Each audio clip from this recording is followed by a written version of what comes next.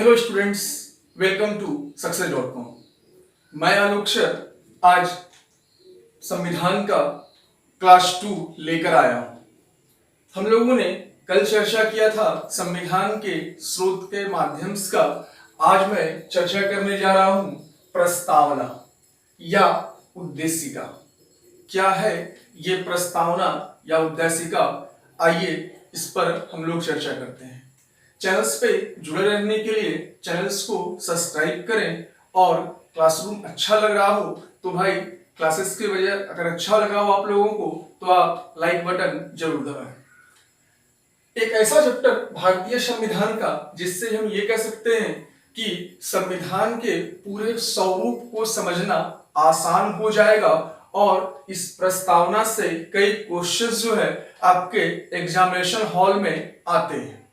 सबसे पहला चीज, प्रस्तावना क्या है? ये पहला प्रश्न हमारा ये होगा कि संविधान का प्रस्तावना या उद्देशिका क्या है। कह सकते हैं हम कि पूरे संविधान का परिचय पत्र, पूरे संविधान का परिचय पत्र को हम प्रस्तावना के नाम से जानते हैं, या फिर हम ये भी कह सकते हैं कि यह संविधान का सार है। कई बार ये क्वेश्चन आता है कि संविधान का परिचय पत्र किसे कहा जाता है, तो संविधान का परिचय पत्र हम लोग किसको कहेंगे? प्रस्तावना को। या फिर यह भी क्वेश्चन होता है कि संविधान का सार किसे कहा जाता है, तो इसके लिए भी आंसर हमारा प्रस्तावना या उद्देशिका होगा। यहां पे पूरे दुनिया की मैं बात कर रहा हूं, विश्व स्तर पे पहली बार किसी देश ने अगर अपने संविधान में इस प्रस्तावना या उद्देशिका को जगह दिया था तो वो देश था अमेरिका। पहली बार अमेरिका के संविधान में इस प्रस्तावना को डाला गया था और देखते ही देखते पूरी दुनिया के तमाम देश जो हैं वो प्रस्तावना को अपने संविधान में स्थान देने लगा और भारत भी इनमें से एक था। यहां से भी एक क्वेश्चन आता है कि प्रस्तावना किस देश से लिया गया, लेकिन कंफ्यूज नहीं होना है क्योंकि प्रस्तावना से दो क्वेश्चंस यहां पे क्रिएट होकर आता है। पहला, प्रस्तावना किस देश से लिया गया, और दूसरा, प्रस्तावना की भाषा किस देश से ली गई। यहां पे स्टूडेंट्स कंफ्यूज हो जाते हैं, अमेरिका याद रखते हैं या फिर ऑस्ट्रेलिया याद रखते हैं, इसलिए यहां पे कंफ्यूज नहीं होना है। प्रस्तावना जो शब्द है, याद रखना, प्रस्तावना जो शब्द है वो लिया गया अमेरिका से, और जो भाषा है वो लिया गया ऑस्ट्रेलिया से। ठीक है, अगर आपसे बोलेगा प्रस्तावना किस देश से लिया गया तो क्या हो जाएगा? अमेरिका। और अगर आपसे बोलेगा कि प्रस्तावना जो है वो प्रस्तावना की भाषा किस देश से लिया गया तो वो हमारा हो जाएगा क्या? ऑस्ट्रेलिया से। देखिए, यह प्रस्तावना का शुरुआत भारतीय संविधान में कब हुआ? हम लोग जानते हैं कि भारत के संविधान का गठन करने के लिए संविधान सभा गठित किया गया था और इस संविधान सभा में की पहली बैठक जो है वो 9 दिसंबर 1946 को रखा गया और उस समय अस्थायी अध्यक्ष के तौर पर डॉक्टर सच्चिदानंद सिन्हा थे। उसके बाद एक दिन के बाद दैट मीन्स 11 दिसंबर को डॉक्टर राजेंद्र प्रसाद को संविधान सभा का अस्थायी सदस्य चुन लिया गया। 13 दिसंबर 1946 को इस प्रस्तावना को सबसे पहले जवाहरलाल नेहरू के द्वारा संविधान सभा में पेश किया गया। कई क्वेश्चंस यहां से बनते हैं स्टूडेंट, एकदम आराम से वीडियो को देखना और फुल कॉन्सेप्ट को लेना, रटना मना है। ठीक है, ये प्रस्तावना जो है वो 13 दिसंबर 1946 को जवाहरलाल नेहरू ने संविधान सभा को दिया।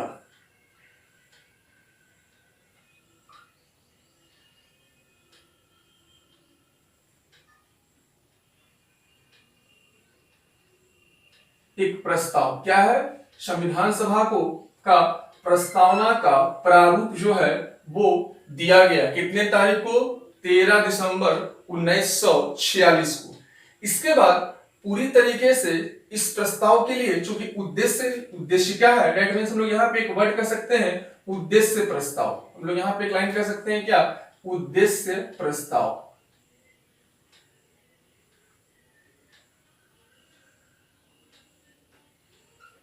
उद्देश्य प्रस्ताव दिया गया, ठीक है। इसके बाद संविधान सभा के संविधान निर्माताओं ने इस पर कार्य करना आरंभ किया और फाइनली संविधान सभा ने इसे 22 जनवरी 1947 को अपनाया। ठीक है, डेट याद रखना, बहुत क्वेश्चन यहां से आता है। ठीक है, 22 जनवरी 1947 को अपनाया। कोई दिक्कत नहीं। पंडित जवाहरलाल नेहरू के द्वारा उद्देश्य प्रस्ताव जो है संविधान सभा को कब दिया गया, 13 दिसंबर 1946 को, और संविधान सभा ने इसे कब अपनाया, 12 जनवरी 1947 को इसको अपनाया गया। आने वाले समय में इसमें 42वां संविधान संशोधन, यहां से भी क्वेश्चन आता है, 42वां संविधान संशोधन 42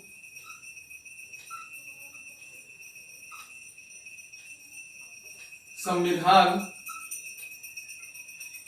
संशोधन 1976, 42वां संविधान संशोधन 1976 के तहत इस उद्देशिका या प्रस्तावना में 3 शब्द को जोड़ा गया, जिसका नाम समाजवाद,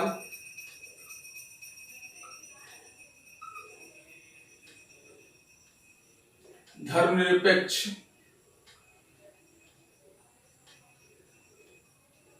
और अखंडता शब्द को लिया गया। कौन कौन सा, समाजवाद, धर्मनिरपेक्ष और अखंडता, इनको जो है वो स्थान दिया गया भारतीय संविधान के प्रस्तावना में। किस संविधान संशोधन के तहत, 42वां संविधान संशोधन 1976 के तहत जो है इसको जोड़ा गया। ये भी क्वेश्चन एग्जामिनेशन हॉल में आपका आता ही आता है। अब मैं बात करूंगा संविधान का प्रस्ताव जो है वो क्या है। देखो, हम लोग देखते होंगे, हम भारत के लोग भारत में एक संपूर्ण प्रभुत्व संपन्न समाजवादी धर्मनिरपेक्ष लोकतांत्रिक गणराज्य बनाने के लिए और अपने नागरिकों को सामाजिक, आर्थिक, राजनीतिक आजादी देने के लिए अपने विचार, अपने अभिव्यक्तित्व और विश्वास, धर्म जैसी चीजों को देने के लिए ये पूरी तरीके से तत्पर रहता है। और अंत में एक लाइन लिखा होता है कि ये 26 नवंबर 1949 को संविधान के द्वारा अंगीकृत कर दिया गया। ठीक है, मतलब हमारा संविधान जो बना वो किस डेट में अंगीकृत हुआ, 26 नवंबर 1949। ये भी क्वेश्चन एग्जाम में आता है कि भारतीय संविधान अंगीकृत कब किया गया, तो कौन सा डेट होगा, 26 नवंबर 1949। कोई दिक्कत, ठीक है। अब मैं चर्चा करने जा रहा हूं इन तमाम चीजों के बारे में कि प्रस्तावना का महत्व क्या है। देखो, सबसे पहला चीज, जैसे ही हम प्रस्तावना के महत्व की बात करते हैं तो हम लोग इसके संविधान का प्राधिकरण क्षेत्र स्रोत जो हम लोगों का है वो क्या है, भारत का संविधान भारत की जनता की ओर से। ये भी क्वेश्चन आता है, भारत का संविधान जो है आधिकारिक तौर पे किसकी है, या उसके संविधान की में भूमिका किनका होता है। याद रखना, भारत का संविधान जो है, भारत का संविधान जो है वो भारत की जनता की है। ठीक है, जितने भी सिस्टम्स हैं वो भारत की जनता के लिए हैं, इसलिए भारत का संविधान जो है वो भारत के जनता की है। ये क्वेश्चन कई बार आया है, एकदम इजी वे में याद रखना कि भारत का संविधान जो है किसके द्वारा है, भारत के जनता के द्वारा है। और संविधान के तमाम सिस्टम्स, तमाम एक्ट, ये तमाम चीजें भारत के जनता के लिए कार्य करते हैं। ठीक है, अब मैं बात करूंगा इनके स्वरूप का। आइए, सबसे पहला चीज स्वरूप में मैं बात करता हूं संप्रभु या संप्रभुता। संप्रभु या फिर हम लोग बोलेंगे संप्रभुता। क्या है ये संप्रभुता, ध्यान देना। संप्रभुता का सीधा सा अर्थ होता है कि भारत ना तो किसी देश पर निर्भर करता है। संप्रभुता का अर्थ होता है भारत ना तो किसी देश पर निर्भर करता है और ना ही किसी अन्य देश का डोमेनियन है। मतलब भारत अपने मर्जी से अपने भूभाग क्षेत्र पर शासन करता है और वो किसी भी तरीके से किसी के दबाव पे या किसी दूसरे देश या पड़ोसी देशों के दबाव में किसी प्रकार का कोई कार्य नहीं करता है, चाहे वो मामला बाहरी हो या फिर मामला आंतरिक हो। मतलब इनके भूभाग के जो भी क्षेत्र है वो सब तमाम क्षेत्र जो है वो भारत अपने मर्जी से चलता है और अपने हिसाब से हर कार्य को करता है, किसी के दबाव और किसी प्रकार की कोई प्रेशर्स को भारत नहीं लेता है। इसलिए हम लोग ये कहते हैं कि भारत जो है एक संप्रभुता की देश कही जाती है। ठीक है, इसके बाद मैं बात करूंगा दूसरा टॉपिक समाजवादी। देखो समाजवादी, अभी मैंने कहा था आपसे कि 42वां संविधान संशोधन 1976 में समाजवाद, धर्मनिरपेक्ष और अखंडता शब्द को जोड़ा गया। ये समाजवाद जो है वो पूरी तरीके से भारत के नीति निर्देशक तत्व, भारत के हम लोग नेक्स्ट क्लास में सीख करेंगे लोग नीति निर्देशक तत्व के रूप में यहाँ पर इसके तमाम लक्षण मौजूद हैं। कहा जाता है समाजवाद एक ऐसा वर्ड है, देखो शासन तंत्र का नियम जो होता है वो दो तरह का होता है, एक समाजवाद होता है और एक साम्यवाद होता है। लेकिन भारत जो है वो समाजवाद है और यहाँ पे पूरी तरीके से इसकी अर्थव्यवस्था इस पर आस्था रखता है कि तमाम गरीब हो या फिर बीमार हो, इन तमाम लोगों को अवसर में समानता की बातों को यहाँ पर रखा जाता है। मतलब समाज के हर स्तर के लोगों को ध्यान में रखना इस समाजवाद का मुख्य लक्ष्य होता है। इसका बात करूंगा धर्मनिरपेक्ष। धर्मनिरपेक्ष मैंने यहाँ लिखा है कि 42वां संविधान संशोधन में धर्मनिरपेक्ष को जोड़ा गया। धर्मनिरपेक्ष का सीधा सा अर्थ होता है कि हमारा देश सभी धर्मों का सम्मान करता है। भारत एक धर्मनिरपेक्ष देश है और दुनिया का सबसे बड़ा धर्मनिरपेक्ष देश के तौर पर भारत को जाना जाता है। इसका सीधा सा अर्थ यही होता है कि ये हमारा देश जो है वो सभी धर्मों का सम्मान करता है और उन्हें सरकार के सामने समान जो है समर्थन प्राप्त, मतलब किसी भी धर्म का कोई भी बंदा हो वो जिस धर्म को मानना चाहता हो उस धर्म को माने और इस पे सरकार का समर्थन होता है। इसलिए हम लोग ये कहते हैं कि भारत एक धर्मनिरपेक्ष देश के तौर पर है। और ऐसे भी हम और आप जानते हैं भारतीय संविधान के मौलिक अधिकार में आर्टिकल 25 से 28 तक इस चीज का वर्णन दिया गया है कि भारत में धार्मिक स्वतंत्रता प्राप्त है एक मौलिक अधिकार के तौर पर। जब हम लोग मौलिक अधिकार को देखेंगे तो उस पर हम चर्चा करेंगे आर्टिकल 25 से 28 में कौन कौन सी धार्मिक स्वतंत्रता है। इसके बाद बात करूंगा लोकतांत्रिक। देखो सीधा सा मतलब लोकतांत्रिक, हम और आप सब जानते हैं कि भारत एक लोकतांत्रिक देश है। दैट मीन्स लोगों का तंत्र। लोकतांत्रिक का मतलब क्या हो गया? लोगों का तंत्र। लोकतांत्रिक देश जो है, कुछ देश ऐसे होते हैं या फिर भी कह सकते हैं कि लोकतंत्र दो प्रकार के होते हैं, एक प्रत्यक्ष लोकतंत्र और दूसरा अप्रत्यक्ष लोकतंत्र। प्रत्यक्ष लोकतंत्र का मतलब होता है कि सरकार को जब चाहेंगे बनाएंगे और जब चाहेंगे सरकार को गद्दी से उतार देंगे। प्रत्यक्ष लोकतंत्र का उदाहरण हम लोगों को स्विट्जरलैंड में देखने को मिलता है, क्योंकि वहां के जनता को कुछ अधिकार जो है दिए गए हैं, या फिर ये कह सकते हैं कि वहां पे जो प्रत्यक्ष लोकतंत्र होते हैं उसके 4 औजार होते हैं, जिनमें एक औजार जो है वो परिपीक्षा होता है, दूसरा पहल होता है, तीसरा प्रत्याशी को वापस बुला लेना होता है और चौथा प्रत्यावर्तन होता है, मतलब किसी को उठाकर कहीं भी बैठा दे। इस तरह के जो होते हैं लोकतंत्र वो प्रत्यक्ष लोकतंत्र होते हैं, जिसका सबसे अच्छा उदाहरण जो हम लोगों का है वो है कौन सा कंट्री? स्विट्जरलैंड। ठीक है। और दूसरा होता है अप्रत्यक्ष। भारतीय संविधान में अप्रत्यक्ष लोकतंत्र जो है वर्णित है, क्योंकि अप्रत्यक्ष लोकतंत्र दो तरह का होता है, एक संसदीय और दूसरा राष्ट्रपति। संसदीय और राष्ट्रपति के अधीन होता है। भारतीय संविधान का जो हिस्सा है वो प्रतिनिधि संसदीय लोकतंत्र है। यही कारण होता है कि यहाँ जितने भी सरकारें होती हैं वो अपने नीतियों और अपने कार्यों के लिए विधायिका को लेकर कार्य करते हैं और वो कानून बनाते हैं जनता के हितों के लिए। ठीक है।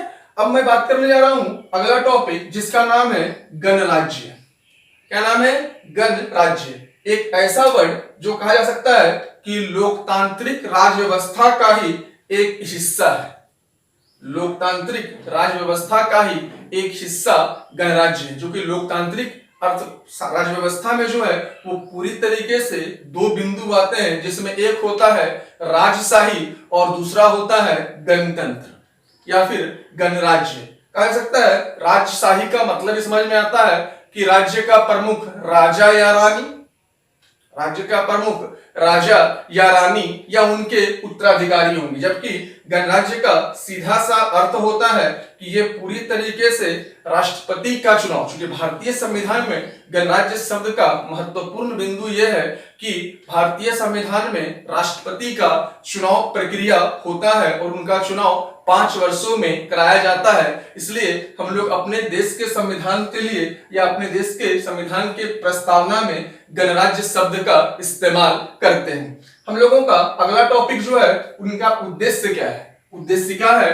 प्रस्तावना है। दैट मीन्स उद्देश्य क्या है। देखो, प्रस्तावना को डालने का ही महत्वपूर्ण उद्देश्य यह था कि सामाजिक व्यवस्था, भारत में रहने वाले तमाम लोग किसी भी वर्ग के हो, किसी भी धर्म के हो, किसी भी जाति के हो, तमाम लोगों को सामाजिक बराबरी, आर्थिक बराबरी, राजनीतिक न्याय और विचार, अपने विचार को रखने की आजादी, अपनी अभिव्यक्तित्व को रखने की आजादी। लेकिन हाँ, ये ध्यान रखना है, अभिव्यक्तित्व का मतलब ये नहीं होता है कि हमको जो मन करे सो हम बोले, ठीक है। इसके अलावा विश्वास कर रखना जनता पे, धर्म की बातें, क्योंकि हमने कहा कि धर्मनिरपेक्ष हमारा देश है। इसके बाद देश की प्रतिष्ठा और जनता की प्रतिष्ठा, भारतीय संविधान का यह कहना है कि देश की प्रतिष्ठा और जनता की प्रतिष्ठा, इन तमाम चीजों को एक साथ लेकर चलना, उपासना की बातें करना, ये तमाम चीजें जो हैं वो उद्देश्य के तौर पर इस प्रस्तावना का महत्व के तौर पर देखा जाता है। और अंत में तिथि, मतलब किस डेट में संविधान इशू किया गया, तो ये डेट हमारा जो है वो 26 नवंबर 1949 है। याद रखना, बार बार रिपीट कर रहे हैं, संविधान सभा के द्वारा संविधान को कब बनाया गया, तो 26 नवंबर 1949। यहाँ हर एक डेट इंपॉर्टेंट स्टूडेंट। प्रस्तावना के लिए उद्देश्य प्रस्ताव कब लाया गया, 13 दिसंबर 1946। कितना क्वेश्चन यहां से बनता भी है। देखो, संविधान सभा ने उद्देशिका या प्रस्तावना को कब अपनाया, 22 जनवरी 1947। किस संविधान संशोधन के द्वारा समाजवाद, धर्मनिरपेक्ष और अखंडता जो है वो प्रस्तावना में जोड़ा गया, 1976 का 42वां संविधान संशोधन। संविधान सभा कब कंप्लीट किया गया, संविधान को कब लागू किया गया, 26 नवंबर 1949 को, ठीक है। इसके अलावा भारत में प्रस्तावना शब्द भारतीय संविधान में किस देश से लिया गया, तो वो अमेरिका से लिया गया। और प्रस्तावना की भाषा किस देश से लिया गया, तो ये ऑस्ट्रेलिया से लिया गया। प्रस्तावना विश्व में सबसे पहले किस देश के संविधान ने अपनाया, तो वहां भी हो जाएगा क्या हम लोगों का, अमेरिका से, ठीक है। इसके अलावा हम लोग कह सकते हैं पूरी तरीके से प्रस्तावना का स्वरूप एक ऐसा शब्द है जिससे पूरे संविधान का सार, परिचय पत्र के तौर पर इसे जाना जाता है। हालांकि एक प्रख्यात न्यायविद, प्रतिष्ठित प्रख्यात न्यायविद एक है जिनका नाम रहा है N.A. पालकीवाला। N.A. पालकीवाला। कई बार ये क्वेश्चंस यूपीएससी में पूछा गया है कि भाई प्रस्तावना को लेकर परिचय पत्र आखिर किसने कहा। आईएएस यूपीएससी के एग्जाम में, सिविल सर्विसेज में यह पूछा गया है कि संविधान का प्रस्तावना को परिचय पत्र किसके द्वारा कहा गया, तो कौन है, एक प्रसिद्ध न्यायविद है जिनका नाम है N.A. पालकीवाला के द्वारा ये चीज जो है कहा गया था कि भाई भारतीय संविधान का परिचय पत्र जो है वो प्रस्तावना होता है। स्टूडेंट्स, क्लास पे लगातार बने रहें और चैनल्स को सब्सक्राइब करें, जिससे आपको हर क्लास का नोटिफिकेशन मिलता रहेगा। क्लास कैसा लगा आप लोगों को कमेंट बॉक्स में जरूर कमेंट करके बताएं कि भाई आज का क्लास आप लोगों को कैसा लगा। और हर दिन मैंने आपको रूटीन दिया था कि भाई हर दिन सुबह का 11 बजे जीएस का क्लास और शाम के 7 बजे मैथ्स का क्लास होगा, जिसमें चूंकि मैंने कहा था आपसे कि जीएस का दायरा बहुत बड़ा है, इसलिए हमने इसे डे में कन्वर्ट किया है। सोमवार मंगलवार को पॉलिटी, बुधवार बृहस्पतिवार को बायोलॉजी, शुक्रवार शनिवार को हिस्ट्री और संडे को टेस्ट। ठीक है, इसके अलावा हर दिन का शाम का 7 बजे मैथ्स का क्लास रहेगा। चैनल्स पे लगातार बने रहें और इस चैनल्स को देखते रहें, जिससे आपको आने वाले हर एग्जाम में लाभ हो। स्टूडेंट्स, जय हिंद, जय भारत।